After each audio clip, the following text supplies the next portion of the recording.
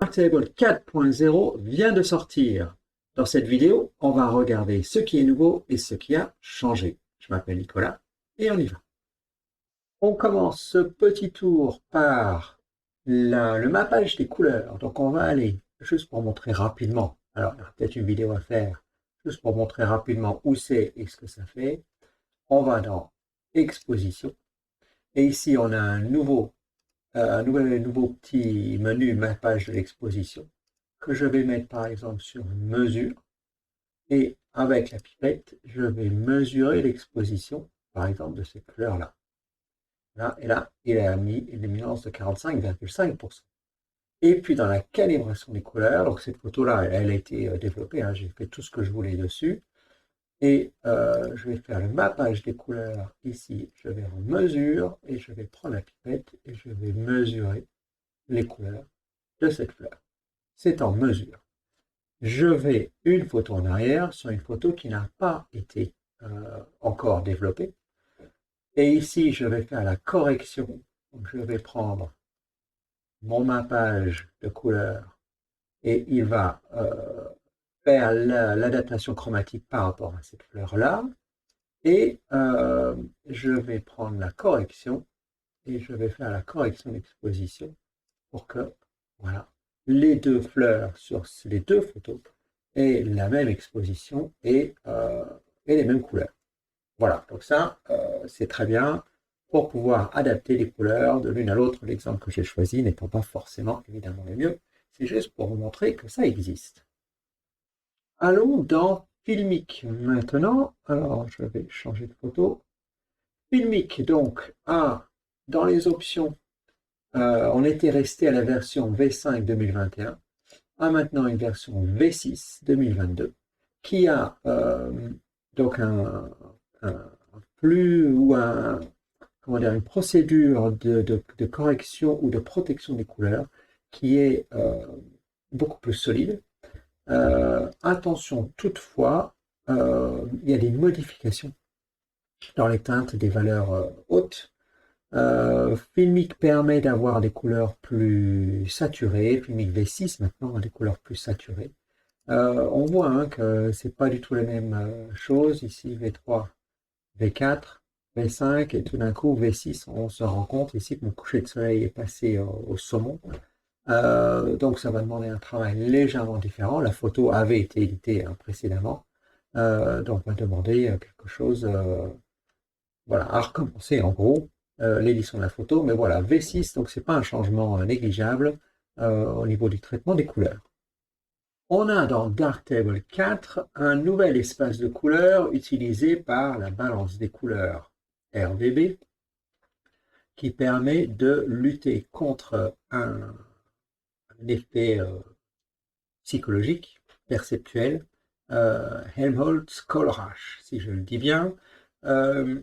Donc, cet espace de couleur est fait pour lutter contre cet effet-là. L'effet que je vous montre ici, j'ai trouvé ça dans Wikipédia, euh, ici, qui montre des carrés de couleurs qui ont tous en fait la même luminance contre le fond gris, mais n'apparaissent pas de même luminance perceptuellement. Ici, ce rouge a l'air beaucoup plus lumineux que le jaune qui est là, et pourtant non. Donc ça, c'est l'effet Helmholtz Kohlrach. Donc ça va permettre en fait d'avoir un pipeline de couleurs plus solide dans Darktable. Nouveauté aussi dans alors je cherche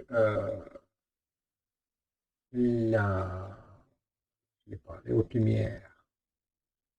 Reconstruire les hautes lumières. Voilà. J'en avais pas fait dans cette photo-là. Je vais l'allumer. Alors, voilà. Les hautes lumières qu'on a ici, on peut voir les zones surexposées dans le RAW. Alors ça a été amélioré aussi pour être plus solide. Alors, j'ai de la surexposition ici dans le RAW. C'est le canal rouge, hein, qui est souvent hein, normal, qui, voilà, qui est surexposé. Dans la reconstruction, on a maintenant des Laplaciens guidés. Alors, les Laplaciens, ça a été introduit avec le module diffusion ou netteté. C'est quelque chose qui se fait de manière itérative, c'est plutôt lent. J'avais fait une vidéo qui montrait ce que c'était que les Laplaciens. Cette technique-là, elle est faite sur la reconstruction des hautes lumières. Et cette reconstruction des hautes lumières, elle a lieu avant le dématrissage. Donc, on n'est pas dans un espace de couleur, mais c'est vraiment sur des gradients, puisque ça travaille sur les gradients, dans les données brutes.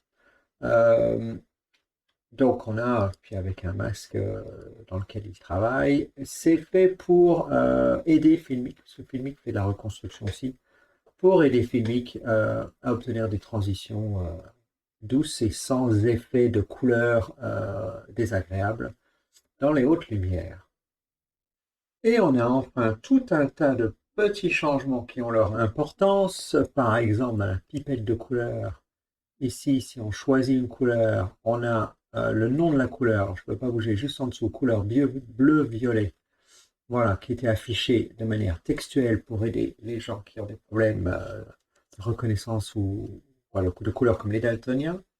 On a dans la grille, donc G pour gris, ça c'est mon raccourci clavier, option ici en bas à droite, on a maintenant un bouton contraste, si on veut que la grille soit plus ou moins présente, plus ou moins discrète. Donc ça, c'est une petite nouveauté d'interface.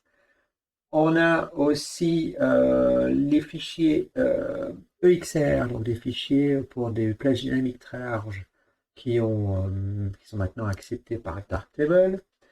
On a les curseurs. Alors, si je vais dans l'exposition, je vais peut-être changer de photo, aller sur une photo. Il n'y a pas de diffusion d'été.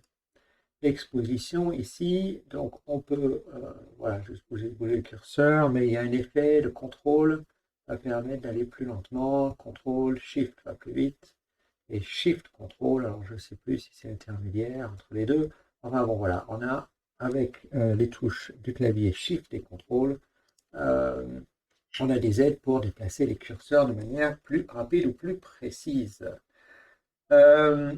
Et puis enfin dans ma liste, alors c'est pas tout ce qu'il y a comme nouveauté dans la version 4, mais ça fait l'essentiel. Ici on a des filtres de collection.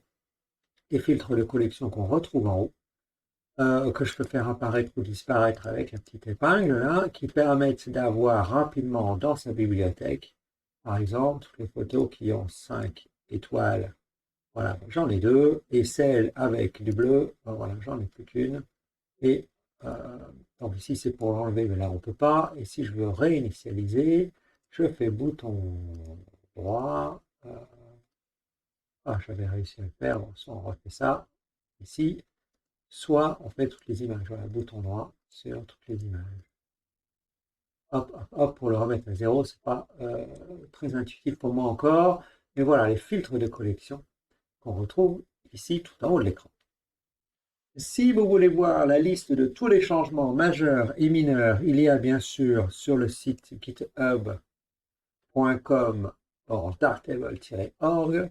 Vous avez la liste, alors là elle est en anglais, ça se traduit sans doute avec un Google va bien nous faire ça. Donc la liste des changements petits et grands, Helmholtz, colorage, voilà, j'avais mis ici en surexposé. Tous les changements, voilà, il y en a pas mal.